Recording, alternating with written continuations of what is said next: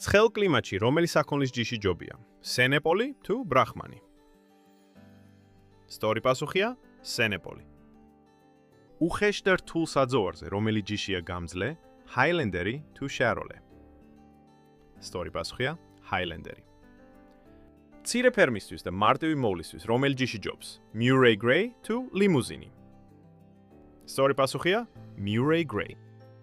ბუნებრივ გამოკვებაზე რომელი ჯიში მუშაობს უკეთ? Galloway თუ ანგუსი? სწორი პასუხია Galloway. პატარა ტანი და დაბალი ხარჯი. Dexteri თუ სიმენტალი?